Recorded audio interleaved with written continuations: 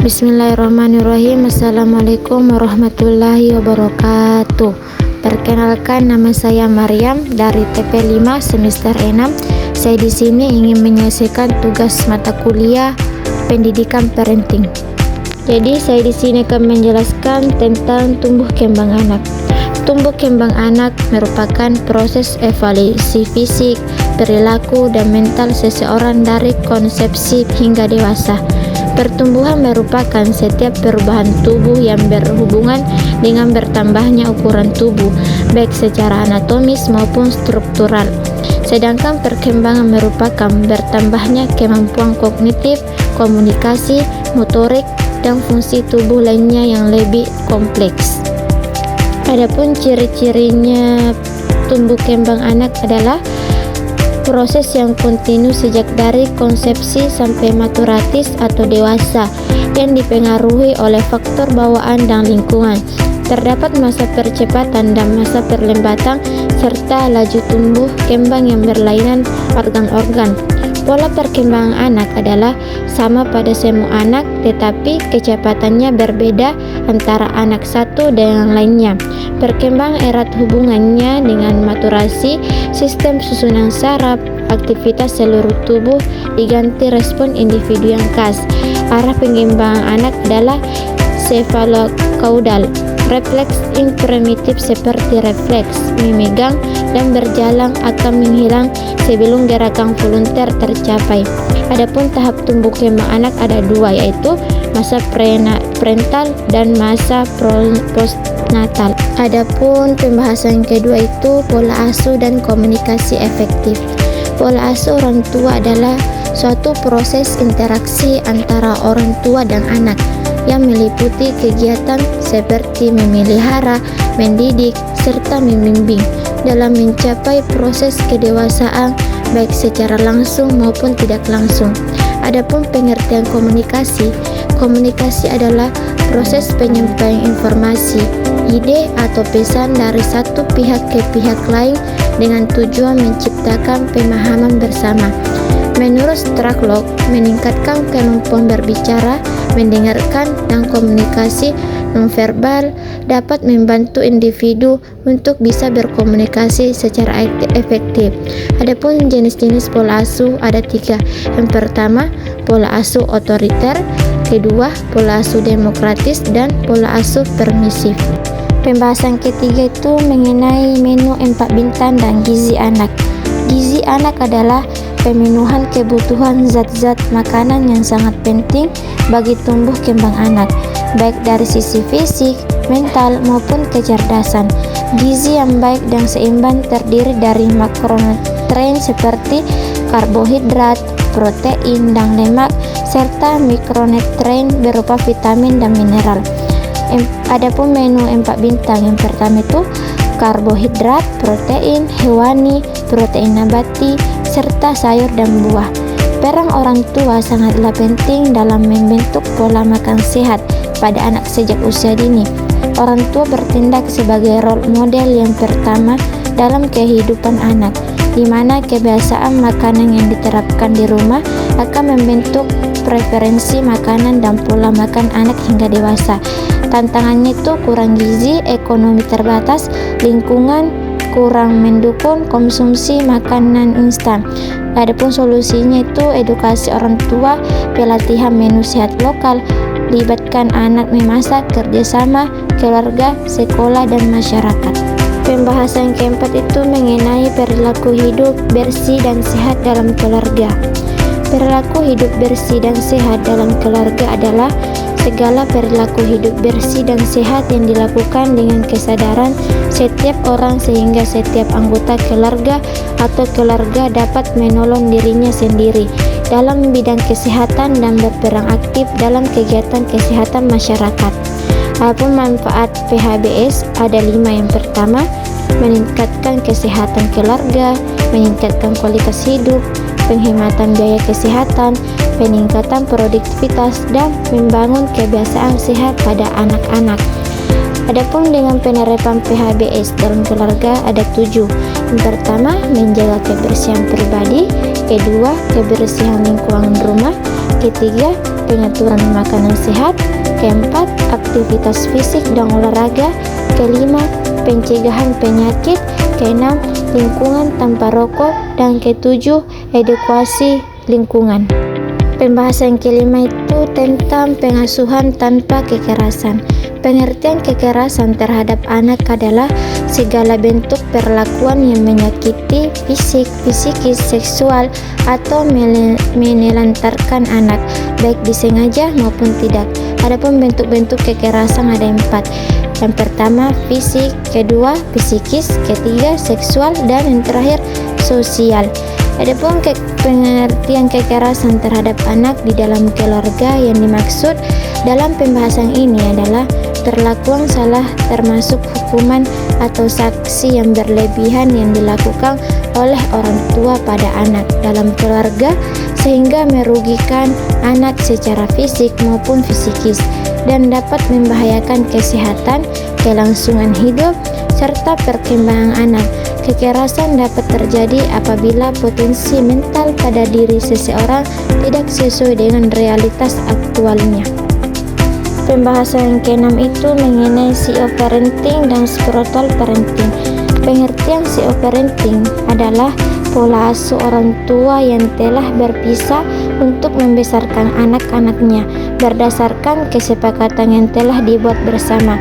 Manfaat CEO parenting salah satu hal yang paling berpengaruh ketika perceraian terjadi adalah kondisi anak dan apa yang mereka rasakan terhadap orang tuanya. Adapun pola asuh CEO parenting ada 4. Yang pertama, memiliki batasan, mengatur jadwal sesuai kesibukan masing-masing, saling mendukung dan menghormati satu sama lain, dan perlihatkan hubungan yang harmonis di depan anak. Pengertian spiritual parenting. Spiritual parenting adalah pola asuh menempatkan Tuhan pada urutan tertinggi dalam sikap dan perilaku yang diterapkan oleh orang tua dalam berinteraksi dengan anak. Pembahasan ke-7 itu mengenai parenting untuk generasi Z dan generasi Alpha. Pengertian generasi Z adalah generasi yang lahir setelah tahun 1995. Generasi Z yang juga dikenal sebagai A Generation atau Post Millennials mencakup individu yang lahir antara tahun 1995 hingga 2012 dan tumbuh di era digital yang sangat terintegrasi dengan teknologi. Adapun generasi Alpha adalah dari tahun 2011 sampai 2025, generasi yang paling akrab dengan teknologi digital dan generasi yang diklaim paling cerdas dibanding generasi sebelumnya. Menurut IENI, bahwa sebanyak 2,5 juta anak generasi Alpha lahir di dunia setiap minggunya. Menurut Gen Alpha merupakan generasi yang paling akrab dengan internet sepanjang masa. Adapun perbedaan antara generasi Z dan generasi Alpha sangat jelas, terutama dalam hal perkembangan teknologi dan pendekatan pola asuh yang diterapkan oleh orang tua. Generasi Z yang lahir antara 1995 hingga 2010 tumbuh di tengah pesatnya perkembangan teknologi informasi. Mereka dikenal sebagai digital natives yang cepat beradaptasi dengan teknologi. Adapun pembahasan ke-8 itu tentang jenis-jenis parenting style dan manfaat parenting. Pengertian parenting style atau pola asuh berasal dari dua kata, yaitu kata pola dan asuh. Menurut Kamus Besar Bahasa Indonesia, pola berarti sebuah sistem, sedangkan asuh artinya bimbing atau pimpin, sehingga pola asuh memiliki arti cara membimbing atau memimpin anak. Adapun jenis-jenis parenting style, yang pertama pola asuh otoriter, kedua pola asuh otoritatif, yang ketiga pola asuh permisif, dan keempat pola asuh uninvolved. Adapun manfaat parenting yang pertama, membuat komunikasi menjadi lebih efektif, mempererat hubungan orang tua dan anak, mengoptimalkan proses tumbuh kembang anak, dan membantu mengurangi perilaku negatif pada anak. Pembahasan yang ke-9 itu prinsip parenting membentuk karakter anak. Adapun 5 prinsip parenting yang bisa diterapkan untuk membantu membentuk karakter positif pada anak, yaitu jadi panutan yang baik bagi anak, tidak terlalu memanjakan anak, luangkan waktu untuk anak setiap hari, tumbuhkan rasa kemandirian pada anak, dan tentukan peraturan di rumah dengan menyertai alasan. Dampak negatif dan positif. Dampak positifnya itu ada 4. Yang pertama, membentukkan karakter yang kuat dan seimbang. Kedua, meningkatkan kemandirian anak. Ketiga, hubungan yang lebih baik antara orang tua dan anak. Dan keempat, pengendalian diri yang lebih baik pada anak. Adapun dampak negatifnya, yang pertama itu terlalu banyak mengontrol dapat menimbulkan ketergantungan, kecemasan dan stres pada anak, risiko perilaku defensif atau memberontak, dan kurangnya fleksibilitas dalam menghadapi masalah tantangan. Adapun penerapan prinsip parenting dalam membentuk karakter positif anak adalah suatu tantangan besar yang dihadapi oleh banyak orang tua. Jadi solusinya itu keterbatasan waktu, kurangnya pengetahuan tentang parenting, tantangan dalam menetapkan batasan yang jelas, perbedaan pendapat antara orang tua, dan perkembangan teknologi dan dampaknya pada anak. Pembahasan ke-10 mengenai pendidikan parenting bagi anak usia remaja. Pengertian parenting pola asuh atau parenting antara hubungan antara orang tua dan anak yang mencerminkan perhatian orang tua terhadap anaknya. Interaksi ini diwujudkan dalam bentuk aturan pengajaran, nilai dan norma, serta pemberian kasih sayang. Adapun pengertian remaja, masa remaja merupakan periode transisi dari masa kanak-kanak menuju kedewasaan. Remaja dapat dikategorikan ke dalam 3 tahap. Yang pertama, pra-remaja pada umur 11 atau 12 hingga 13 atau 14 tahun. Yang kedua, remaja awal, umurnya itu dari 13 atau 14 hingga 17 tahun. Sedangkan remaja lanjut dari umur 17, 20 atau 21 tahun. Jadi pendidikan parenting pada usia remaja. Masa remaja merupakan periode kedewasaan.